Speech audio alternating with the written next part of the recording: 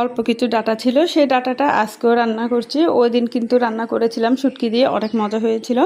আজকে রান্না করব ডাল দিয়ে।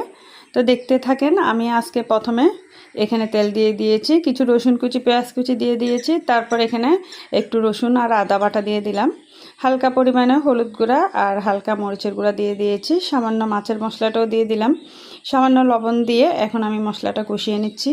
এখন এই যে ডাল আর চিংড়ি শুটকিটা ধুয়ে রেখেছি আগে থেকে, এই যে ডাল আর চিংড়ি শুটকি দিয়ে আজকে ডাটাটা রান্না করব। তো এখানে কষিয়ে নিয়েছি কিছুক্ষণ পর্যন্ত, কয়েকটা কাঁচামরিচ উপরের দিকে দিয়ে দিলাম।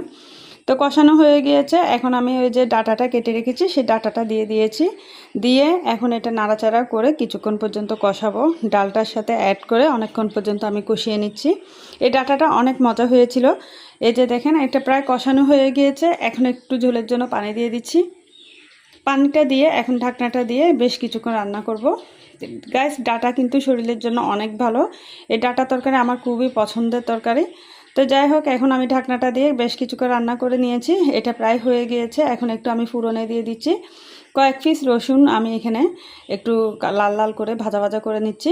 এখন এই রসুন আর তেলটা আমি এখানে দিয়ে দিচ্ছি, দিয়ে বাস আমার এটা প্রায় কমপ্লিট হয়ে গিয়েছে। এখন উপরের দিক থেকে একটু ধনিয়া পাতা দিয়ে দিলাম, দিয়ে নাড়াচাড়া করে এখন গরম গরম পরিবেশন করব। এটা খেতে খুবই মজা।